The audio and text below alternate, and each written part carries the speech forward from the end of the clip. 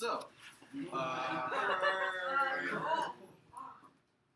the way that we're going to talk about Nietzsche is going to be really interactive, right?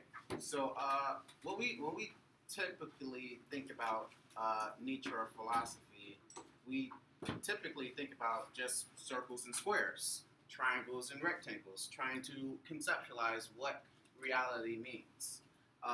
Nietzsche, most people think of him as a cynic. Think of him as a nihilist, that the world sucks, everything about the world sucks, suffering is inevitable, the world must burn, all of this. But this isn't Nietzsche. The way that I've read Nietzsche and the way that I've seen Nietzsche deployed is an argument that's more so about an acceptance of the fact that we cannot change reality. We cannot change that the world is a dangerous place. We can't change that suffering is going to happen inside of the world. Therefore, we need to affirm that. We need to understand that that suffering is inevitable, but that suffering does not control us. That pain does not control us. We can take comfort in knowing that our pain is an inevitable part of life, but it helps us grow. Nietzsche, along the lines of what some other debaters would say, like to dance. Okay, and Nietzsche's philosophy is largely based around this concept of dancing. What that concept of dancing is one that accepts the world the way it is. The embracing of suffering is a dance with suffering. To say that we're going to dance with the fact that we can't change this. Nietzsche, in fact, said that I would only believe in a God that knows how to dance. And then he goes on to say in The Gay Science that dancing in all its forms cannot be excluded from the curriculum of all noble education. Dancing with the feet, dancing with words, and need I add that one must always be able to dance with a pen. One must always be able to go seek out the fact that we can't change the world, but we do not let that control us. We affirm our lives. We affirm our suffering. We dance with death. We seize the day.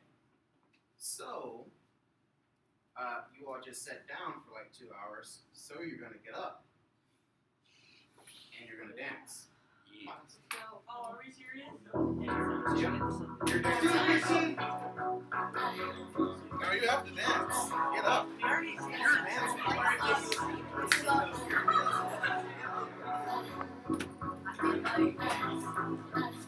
Shannon, get in front of the camera.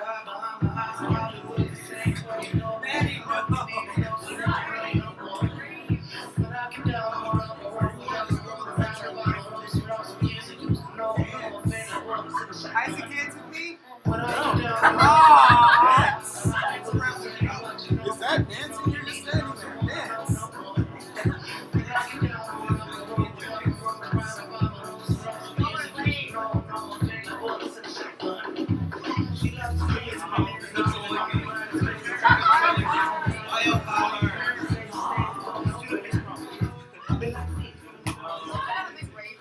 All right. Okay. Whoa, that's a we will probably be dancing again because I was horrible.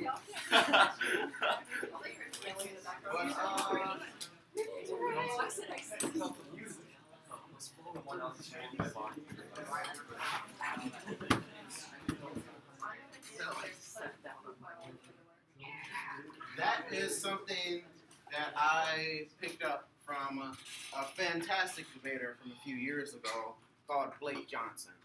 He is what inspired most of this lecture, and the way that I plan on going about it. I'm not going to teach you how to debate Nietzsche, but I'm going to teach you what Nietzsche is, and thereby teaching you the foundations that you need to adequately debate Nietzsche. All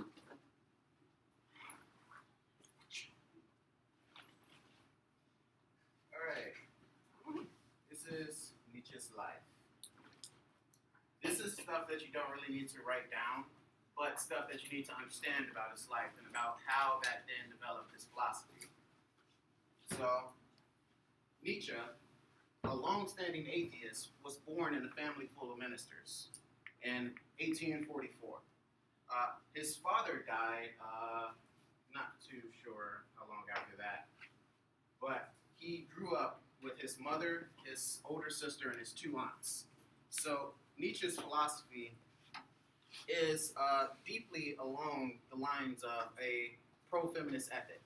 A lot of people, or a lot of philosophers, argue that Nietzsche is a misogynist, misogynistic, but it's wholeheartedly not true, or at least it's not impacted inside of his philosophy in a way that would be negative, because Nietzsche's entire life has been based around the perspective of womanism, a woman, because that's all he's known. He's never known the comfort, well, not the comfort, the guidance that a male figure would have provided at that time. He went to school. He went to school. He was giving grants and what we would consider scholarships to study classical philosophy, theology. Theology, does anybody know what that is? Study religion? The study of religion. The further and further he went into school, the further and further away he went away from religion.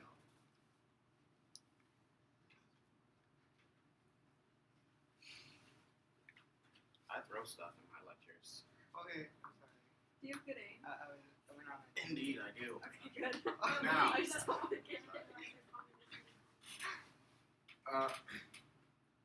After graduating what we would consider high school, he did end up going to what we would consider college or university to study more into theology, to study more into classical writings, philosophy, Aristotle, Plato, all of these people. And it was there where Nietzsche lost his religion, because the trajectory of religion at that time was one that used religion to justify atrocity. And that is what caused, in at least my perspective, Nietzsche to lose his faith. And that's a huge part of his philosophy and the idea of God dying. Because God did not die because it just disappeared. God died because our minds have come to the point where we no longer need God to justify our actions. This is where suffering comes in. Nietzsche had some terminal illness. We do not know what it was. We do not know how bad it affected him, but we do know the symptoms. Nietzsche had brain-splitting migraines. He was curled over on his bed, puking. All of this, his entire life was one full of suffering, full of pain, full of everything. But Nietzsche still took his time out of the day to dance, to write out these books, to tell people to affirm their lives.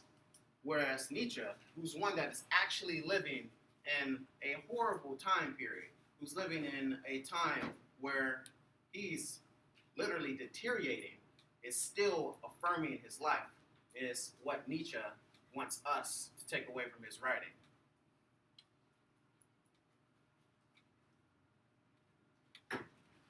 Ooh, that's irrelevant. I just went over that, about how that is impacted upon Nietzsche's philosophy. And here you go.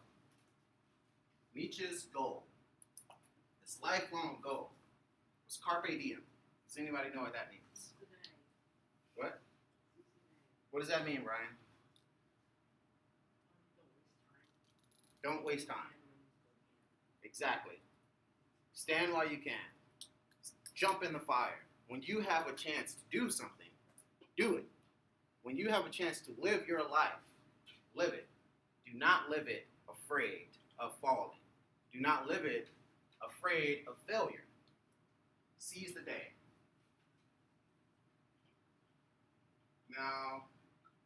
Now's where we're getting into Nietzsche's philosophy. But first, foundational criticisms. Does anybody know about Plato's allegory of the cave? All right, you all can answer questions. Let me show in a parable to what extent our nature is enlightened or unenlightened. Envision human figures living in an underground cave with a long entrance across the whole width of the cave. Here they've been from their childhood and have their legs and necks chained so that they cannot move and can only see before them, being prevented by the chains from turning their heads around. Above and behind them, a fire is blazing at a distance. They see only their own shadows, which the fire throws on the opposite wall of the cave. For how could they see anything but the shadows if they were never allowed to move their heads?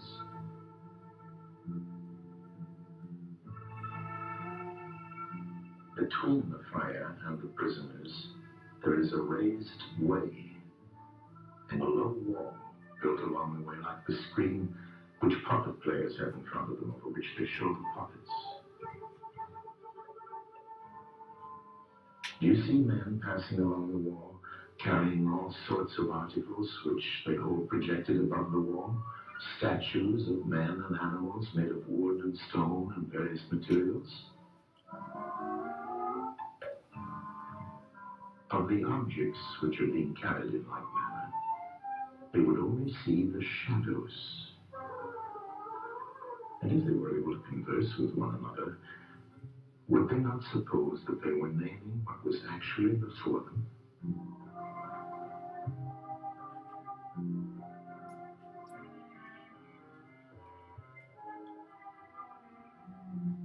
And suppose further that there was an echo which came from the wall. Would they not be sure to think when one of the passers-by spoke that the voice came from the passing shadows? To them, the truth would be literally nothing but the shadows of the images. And now look again and see what will naturally follow if one of the prisoners is released. At first, when he is liberated and compelled suddenly to stand up and turn his head round and look towards the light, all this would hurt him and he would be much too dazzled to see distinctly those things whose shadows he had seen before. And then conceive someone saying to him that what he saw before was an illusion. But that now, when he's approaching nearer to reality and his eyes turn toward more real existence, he has a clearer vision. What will be his reply? And you may further imagine that his instructor is pointing to the objects as they pass and requiring him to name them. Will he not be perplexed? Will he not think that the shadows which he formerly saw are truer than the objects which are now shown to him? And suppose once more that he is reluctantly dragged up a steep and rugged ascent and held fast until he is forced into the presence of the sun himself.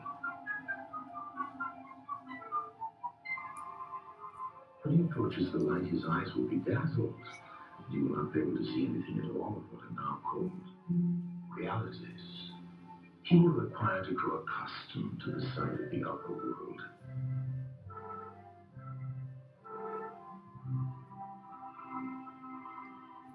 At first he will see the shadows best. Next the reflections of objects in the water, and then the objects themselves. Then he will gaze upon the stars and the spangled heavens and the light of the moon. He will see the sky and the stars by night. Last of all, he will be able to see the sun, are not mere reflections of it in the water, but he will see the sun in its own proper place and not in another. And he will contemplate the sun as it is. Will he not then proceed to argue that it is the sun who gives the season and the years, and is the guardian of all that is in the visible world, and in a certain way the cause?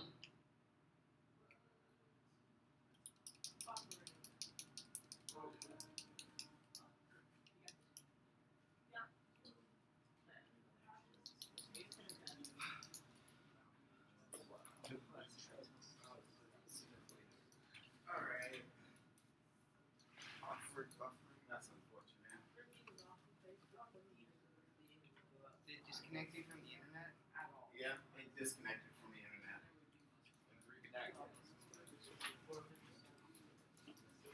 Whatever. We can power through. I guess you'll have to answer the question anyway, Fred. Can you finish the rest of the story? He goes back into the cave and tries to explain to the people still in the cave what's happening, but they laugh at him and call him a fool. And in the end, I think he brings one back up with him and the process starts again. Alright. Based on what we saw, can anybody tell me what the cave is without using that? That doesn't mean look at it.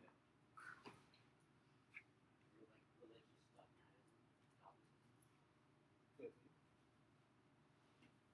I guess it's the things that we're used to understanding, things that we're complacent with. Oh, the reality that we're currently perceiving. Is it right, Fred? That's supposed to be the cave is what we see as people, like what we perceive to be true.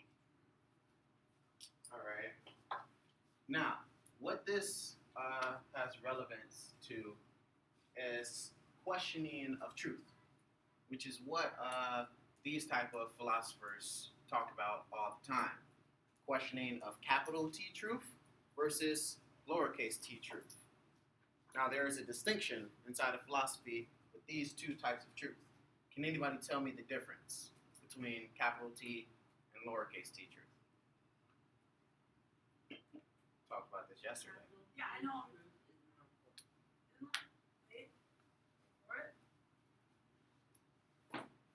Oh yeah, capital T truth is like the truth that's like, it's the same, it's like a truth that is known by all in the universe. Like it's generally known as like a truth that is like all around. And the lowercase t truth is like truth that we know by ourselves and like the truth between us and the truth that we think we know. Right? Alright, yeah. Yeah. But capital T truth in a more simplistic way is that the truth then is a universal claim. The truth that we all accept, right? We all accept that if I was to write on the board that this would be orange, correct? But is that really true? If somebody who was never introduced to the concept of orange saw this, would they say it's orange? No, they wouldn't say it's orange because they don't know what an orange is. Exactly. So therefore, truth and what we consider to be truth is entirely subjective upon what society has deemed to be true.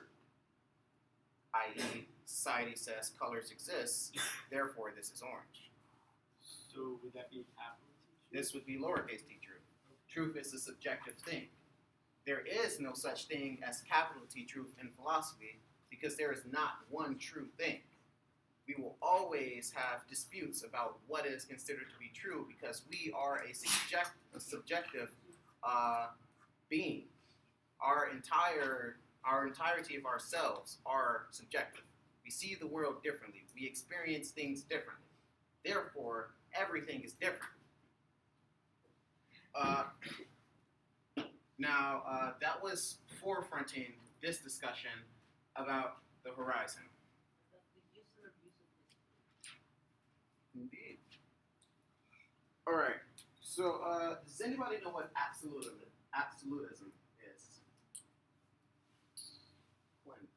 Kind of the concept that there exist absolute, like, objective moral standards, like, outside of what we can, and that belief that, like, humans should try to strive to fulfill these moral standards. Based on our previous discussion, what would an absolutist claim then be? Would it be capital T or lowercase t? Like, their claim would be a capital C. All right. Why is that problematic?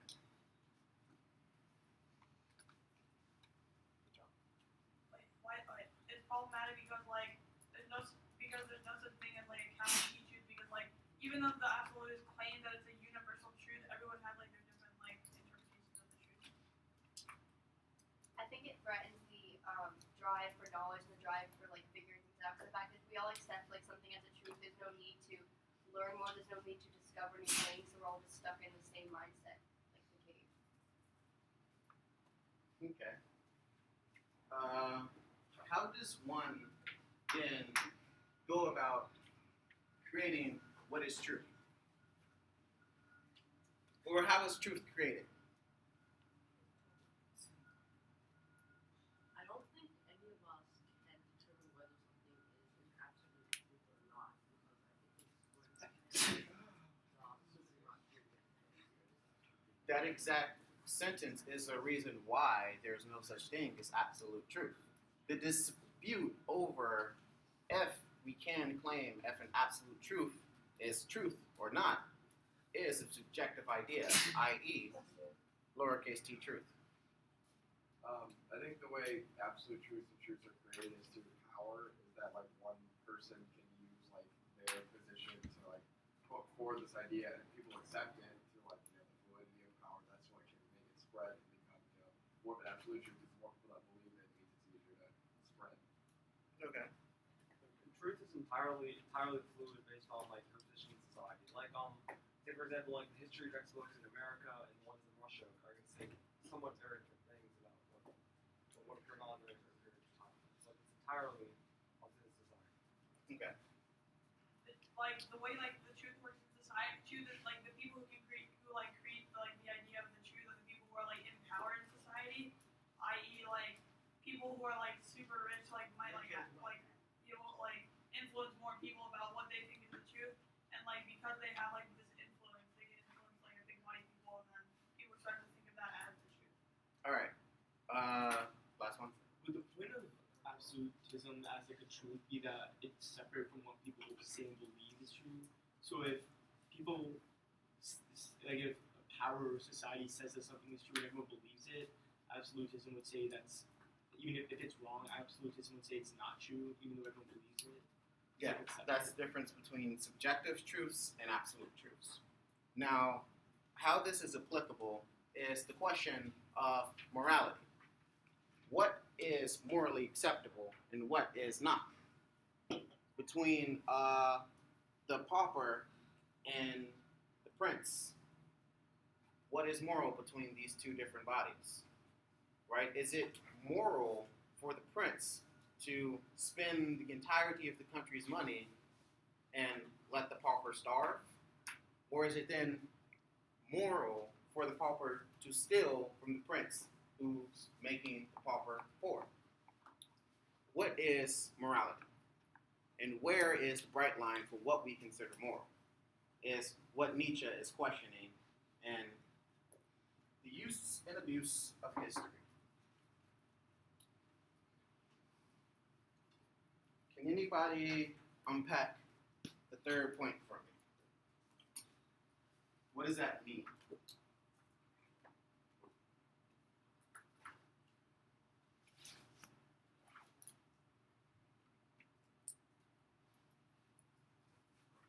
Like the people who are in society who are like weak and incompetent, like wait. Just, okay. Oh, I thought it. Those who can't strive in society and can't fit into the moral standard are probably cut off and abandoned. Correct. Natural selection. Darwinism. if you do not qualify to be what society deems as necessary to be important, then you do not qualify to be inside of the moral range. Therefore, everything you do is immoral. If you are trying to find money to survive and you steal from a prince who's stealing from your pocket, who's the immoral one based on society standards? The poor one. Not the one that is embedded inside of society, that has their place inside of society, that is embedded in the moral superstructure. And those are the types of things that Nietzsche is then questioning. Morality, right and wrong. Who gets to determine it? Who knows what the capital T truth over both these concepts are?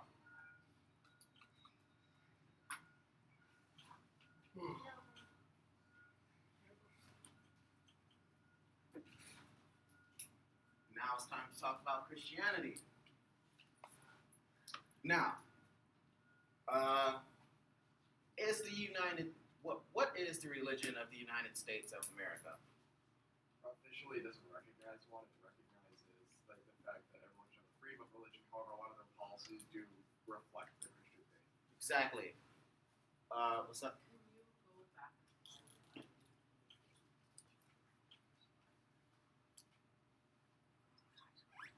How long do you think you'll need? All right. So a lot of our laws inside of the United States of America are codified in a Christian lens, right? One that says, do unto others as you would want them to do to you. Golden rule, right? This is why a lot of people validate capital punishment. You kill somebody, they kill you. Eye for an eye. A Christian value. These are the same Christian values that then said that it is okay to massacre an entire population. To go into Israel, to go into the Middle East and completely wipe them out because their moral horizon, their moral viewpoint, their moral lens said that it was acceptable. And this is what Nietzsche has a problem with. Morality becomes a tool to be used by those in power. Now, we've already discussed absolutism and the differences between right and wrong, so we don't need to re-go over that. Are you done, Brian?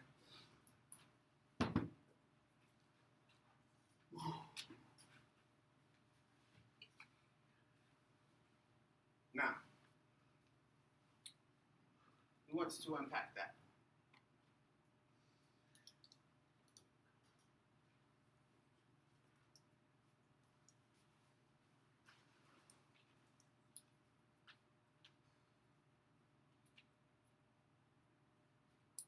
It's saying that even like the way that our state has moved, it's been following these Christian morals. Even if people aren't Christian, these morals have become embedded in American culture. So since they're like unquestioned, you can abuse these morals in certain ways. Exactly. The Christian standard of morality has become a accepted, quotation marks, universal truth. Now, what is the problem with that? The consequence. Somebody, give it to me. What do you got, Lance? So a lot of times people kind of like pick and choose like the good parts of what it says, but when it comes with baggage, like it comes like, oh yes, welfare state, and we're gonna persecute the gays, and we're gonna do something else. But it's like comes with baggage that's not included. It's like not Exactly. at all. We'll give money to the poor, but then we'll condemn people for having a sexual preference. There's nothing, well, that's not for me to say, but there is huge disparities We pick and choose. Our leaders choose what is useful to win their platform, to win their base. And that is how the world and laws and morality claims have been codified into our legal system. So much so that we can no longer escape.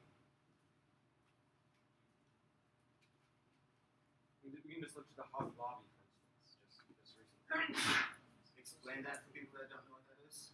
Hobby Lobby, like the Hobby Lobby case in the Supreme Court basically ruled that it's okay for an employer to use his religious beliefs to justify like taking away birth control, because like so it's basically saying that a woman's body is not between her and her doctor, but also between her doctor and her employer, whether or not she believes the same thing as he does. All right.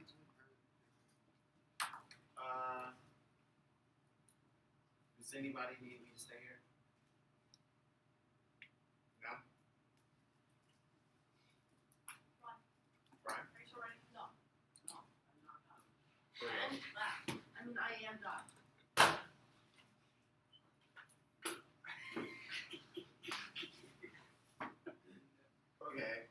Something I can do for you.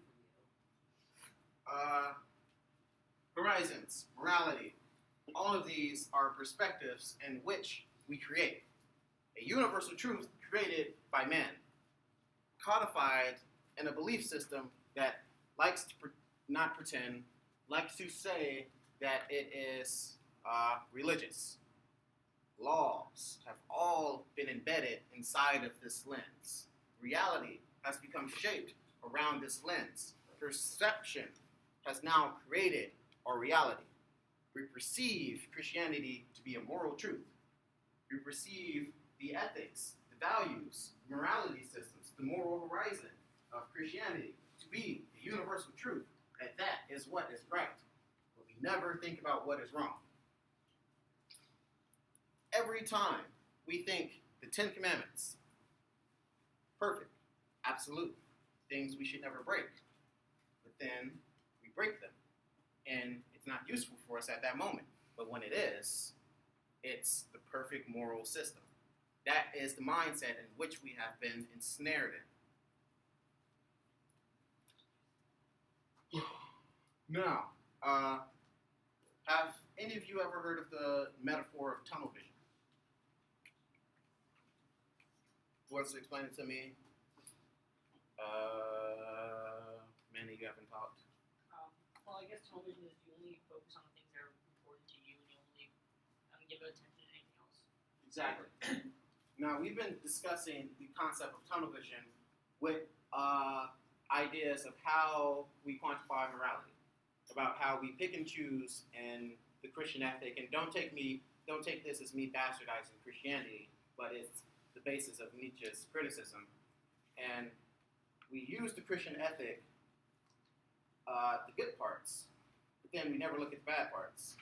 Have you ever seen Horse Blinders? That is what it's like.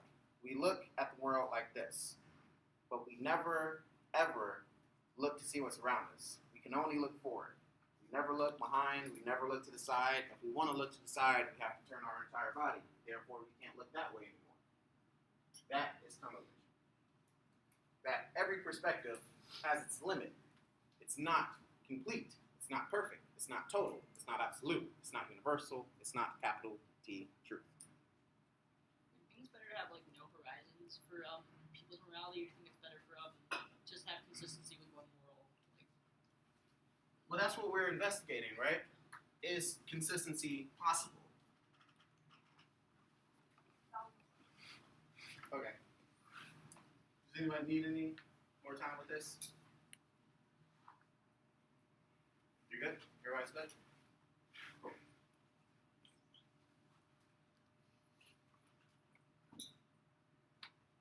Now we've basically been unpacking this the entire time.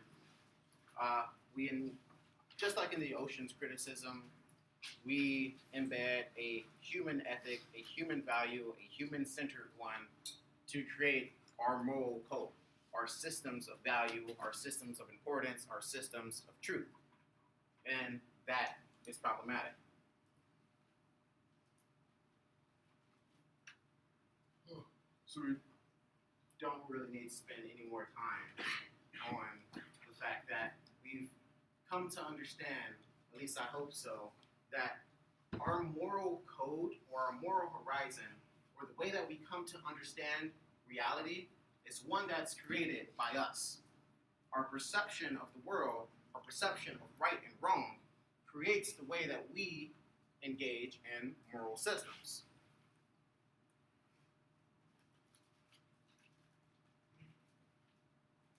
Yeah, I'm gonna do that. Slave versus master mentality.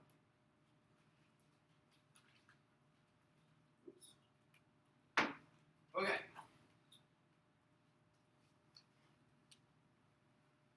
What is the difference between a slave and a master?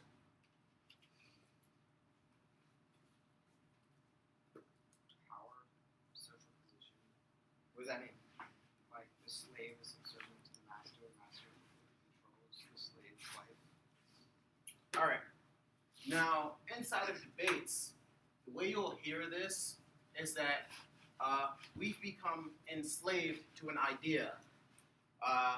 In this example, it's enslaved to the idea of Christianity. So much so that we cannot escape it. The master is Christianity. We will always run back. We will always try to go back to it. We will always input it into our system of value, our systems of code, our systems of understanding. That is what we should be wary about. We should always try to question the constant replication of these value systems, of these ways of understanding that aren't necessarily good for us. The slave-master mentality, i.e., for example, with, what did you say, i.e., for example? Same thing. For example, Jim Crow laws reinforced a system of understanding that still affects African Americans today, that makes African Americans think that they are lesser than and subservient to the Caucasian race. And that system of understanding, that system of value, that system of morality, of that moral horizon, of creating the perfect, absolute, what it means to be human in the context of another human being, just replicates that system of constantly running towards the master, wanting to be subservient to the master, wanting to be the slave to the master. The master is normalcy. The master is the idea. We will be enslaved to that forever until we disconnect from it, until we understand what is occurring.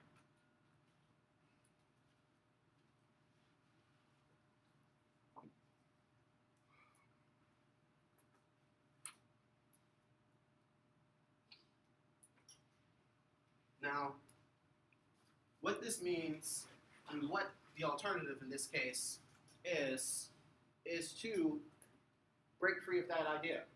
Like what we've been talking about with every criticism that I've talked about with you all, is to escape this system of thinking, this system of understanding, to get out of it, to get outside the matrix, to unplug. We need to understand the interworkings, the interconnectedness of the world in relationship to us, so that we can break down these false value systems that rule our everyday lives, that codify our laws, that codify everything in regards to us. This brings us back to the allegory of the cave.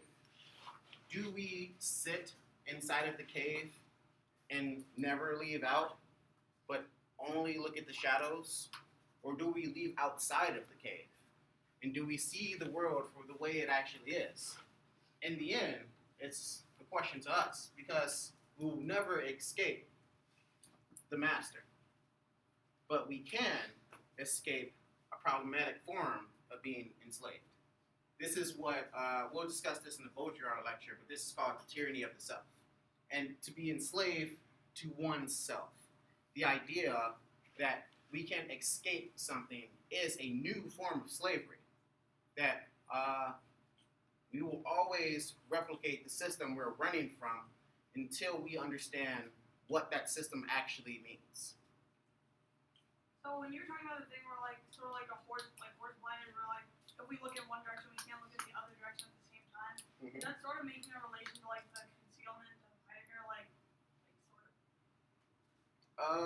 Unconcealment and Nietzsche don't really overlap, but sure, you can use that to understand unconcealment. That in order to look at something, something else has to be concealed. In order to reveal something, something else has to be concealed. So if you want to look left, you are sacrificing your ability to look right.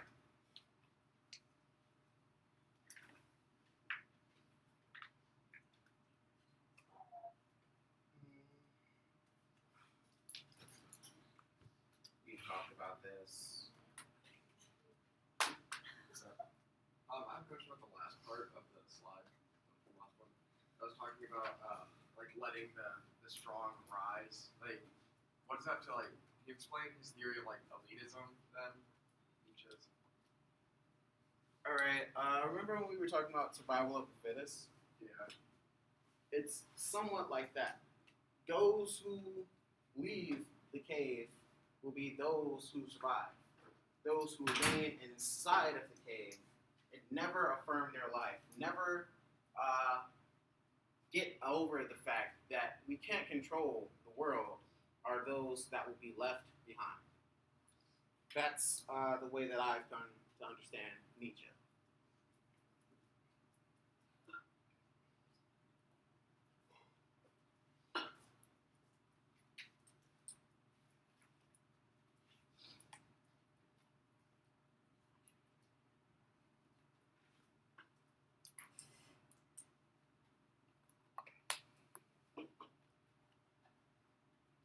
Alright, we've already discussed capital T truth.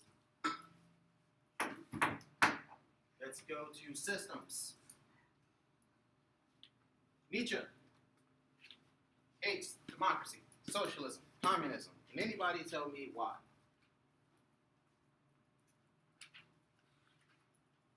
Don't just read a bullet point back to me either. You raise your hand first. Like these systems sort of like force on like a truth onto the people. Okay. All of them are based on group mentality, right? And just like you said about the strong, like those who like can understand that these systems are bad, they're forced to comply with those that are trapped within the system in all three of these different systems. Okay. You had your hand up, Liz. Oh, okay. Boom. So on the draw. All right. So this is where we'll draw distinctions from Nietzsche and Baudrillard, because Baudrillard would disagree with Nietzsche for right here. Nietzsche believes that a mass of weak minds can never overthrow a system, because those in charge of the system are those already embedded inside of moral superstructures or inside of superstructures, period, that cannot be toppled by a group of people that are weak-willed. That's the will power. Now, he hates these more so because, like you said, all of them are based on false assumptions of morality, false assumptions of equality. All things are not equal. All things are not the same. All things will not play out the exact same way. Therefore, we should understand events, understand suffering, understand anything in terms of specificity. Because some people will soar. Some people will fall. But that does not predetermine who falls and who rises. It's all up to us. It's all up to what we affirm. This is why when you hear people say suffering is good, we should embrace our suffering, they're not saying, cut myself, I love that feeling. They're not saying that. You're saying that my world, my life, my reality is up to me. That I can live either being afraid to take a risk or I can take risks. I can seize the day. I can stand inside of the fire knowing that I can possibly fall. But it's up to me to get back up, to fall again, to get back up, to fall again. That is the way that life works. Some will rise, some will fall. It's all up to us.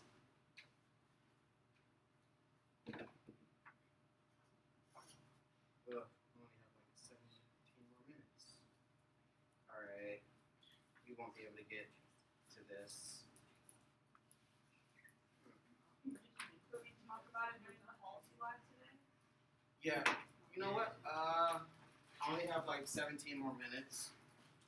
So instead of drowning you with more theory, we can Q&A.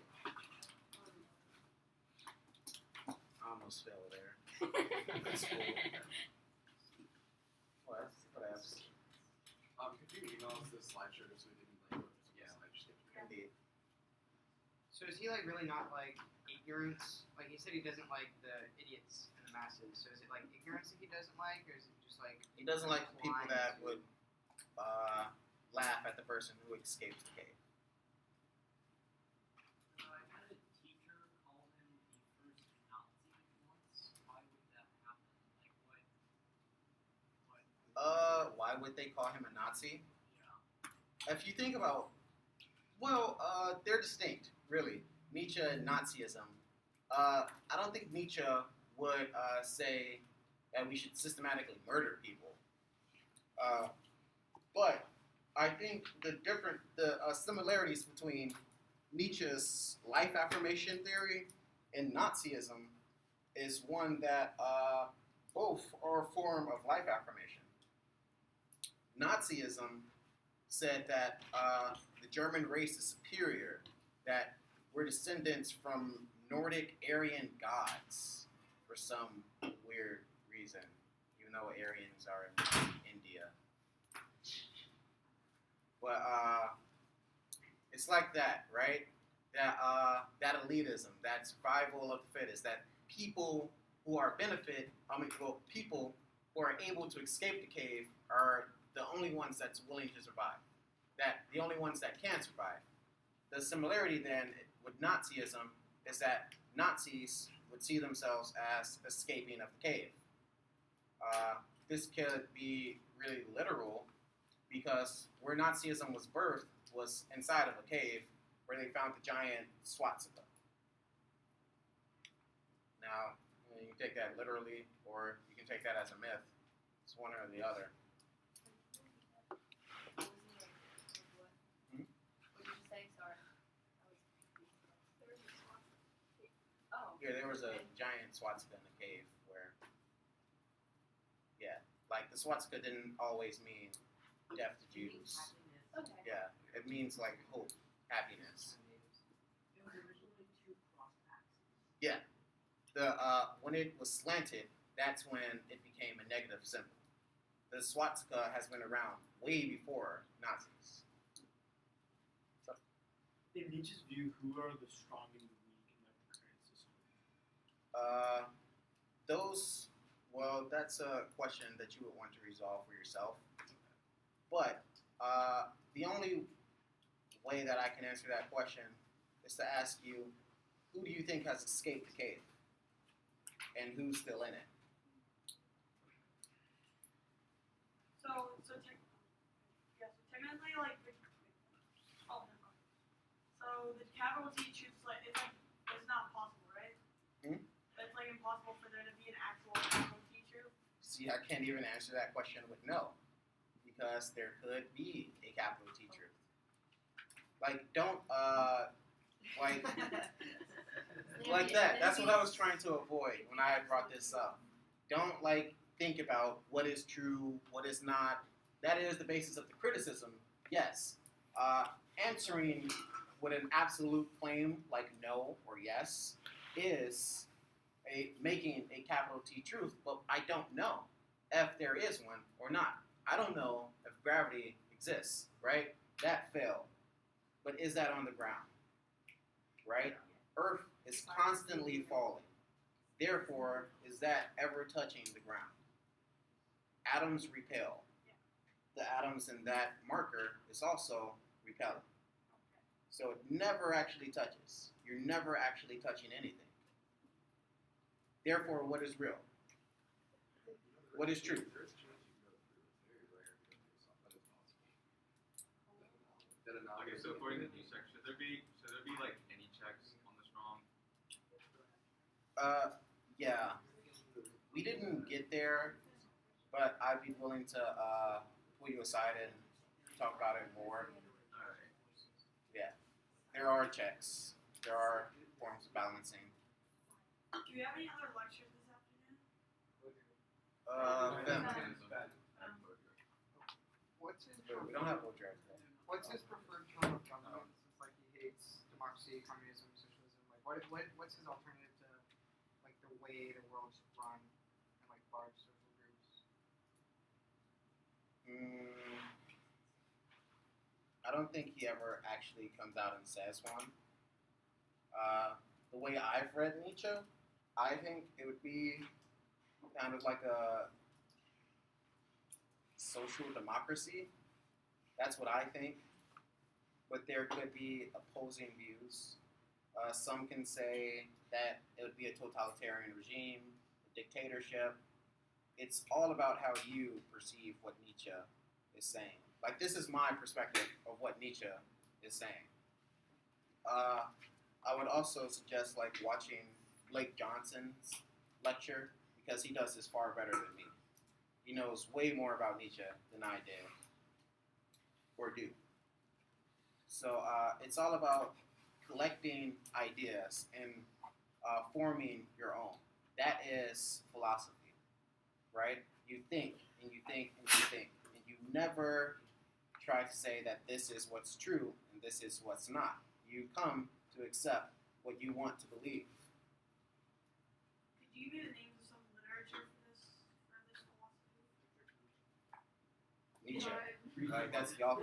Like any names of books specifically, or Type in Nietzsche on Google and you'll see his book like list. will things come up?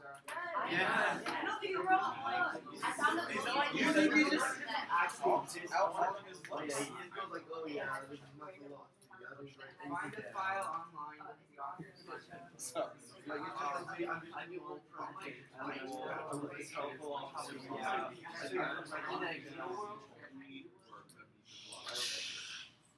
Girls, you guys, people. Come on, Okay, Y'all, you live in Texas. in the basis of like life affirmation, so if we can reject like just accepting like trying to fight all instances of suffering, was that like the best life affirming framework, or I'm trying to figure out like how he views life affirmation. in a debate context, or just in I mean, general? In general, because I think that's a better way to learn it than just debate, because then you don't reject it. All right. So, Nietzsche, like I said, with dancing, would answer that question, I believe, that in order to affirm life, we have to dance through all of its ups and downs. That we have to accept that we can't control the way that the world works. And that is life affirmation. To accept that we will suffer and that we will not. That we will rise and we will fall. It's a question, then, of not giving up, which is what Nietzsche hates. Those that just give up. Those just stays inside of the cave. Those who laugh at those who escape the cave because they have given up on trying to learn what's outside of it. To see reality the way reality actually is, we need to escape the chains of the cave and go out into the sun. Brian. So if there's no absolute truth, then how do we know that there is something outside the cave? Like, what if the cave is everything? We don't. Exactly. You don't know.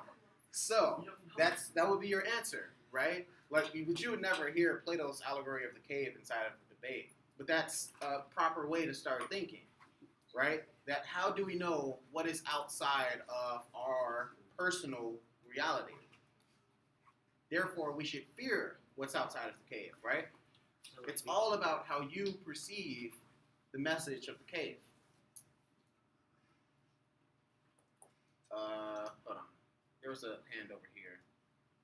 No hands over here. Okay. I'm kind of fuzzy on the connection between like what we were talking about with Christianity and moral horizons and suffering. That the conversations of Christianity, moral horizons, and suffering is all one that is trying to investigate our value systems, our ways of understanding things, about how the world works, how it operates, and how we operate in it. That is a prerequisite to understanding the world at large. We could never know anything if we never tried to know anything. Oh. Like,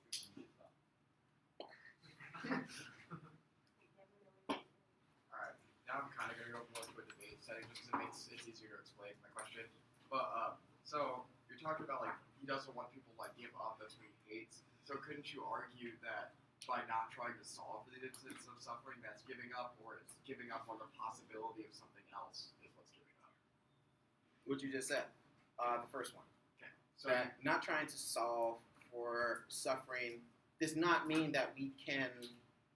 Well, solving for suffering does not mean that we're not affirming that that suffering still can't happen. Suffering is still going to happen. It's a question of unnecessary suffering, unneeded suffering. Thousands of people don't have to die. The entire world does not have to go extinct, which is how you would beat back the criticism. But I would never try to go for a perm. If that, yeah, a perm isn't going to work. so Ever. you can say a term like, we can solve for instance of unnecessary suffering, but not say that, like, suffering can't be solved in all instances. Yeah, like if you try to alleviate the world of all suffering, that's exactly what Nietzsche is criticizing. But alleviating this one specific instance is not what Nietzsche is talking about. Therefore, you have a competition scenario, and you can impact turn decay. So in the world of criticism, you have to argue that, like, but that just leads to, like, a domino effect where we keep trying to solve instead of suffering, Yep. which just makes us, like, well, how I've heard it run, like, I saw people run it at FLs recently, and they argued in a way that the framework isn't life affirming when all we do in debate and all these different things like discussions are just about, this suffering aspect. We're focusing on the suffering and not on values of life and, like, happiness, which means we're stuck in, like, this, like, depressing framework. We are ensnared in a system, in a mindset of constantly trying to save the world. Like, I wanted to get to the part where Nietzsche talks about Superman solving the world. We can't solve and alleviate the world of all of its problems. We just can't. It's not going to happen. But what we can do is stop certain instances of suffering from occurring. That does not then mean that all suffering is alleviated. What it means is that we can affirm our lives, but in order to affirm that life has to be alive. That's your competition scenario with the value to life impact. How they would go, we need value to life or else we don't know how we're living and all of that stuff, or if we're living. You would say in order for us to even understand that, we first have to be alive. It's the sequencing questions. So, say like is policy making and like a plan like inclusive of the criticism of Nietzsche, like in the alternative world? It could be. It's a debate that you would have to hash out. Okay. But it's not like one of those like criticisms that's like no, it's like not inclusive, right? Well, no, it could be. What would alternatives look like on Nietzsche criticism? Would they mostly be reject, or is it be opposition? Reject, images of suffering, reject what? Reject affirmative solvability of solving things, like of trying to solve things. Do nothing in the face of catastrophe. Like it's all about the way I would go about thinking about alternatives would be to think about alternative ways of thinking to the world that tries to alleviate suffering. So that's how you should go about writing out blocks. If your app tries to alleviate suffering of any way, then think about possible ways that you can step back away from trying to solve suffering, and that would most likely be an alternative. So could Nietzsche's philosophy justify individual anarchy, like leading the Yep. It can justify a drop out of government, which is why you would have a huge link to see the blood book. You had your hand up. No, I figured it out. Well, it's kind of answered.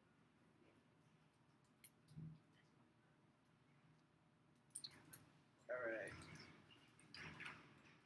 This is over at 12:30, right? Well, Wait, after this one is done. Oh, we said turn this around. Oh yeah. So we spent the morning today.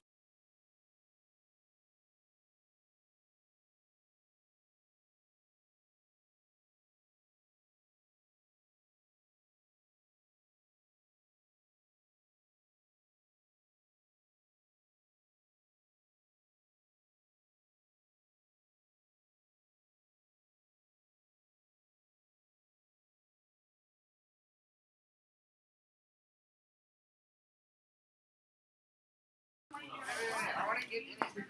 What?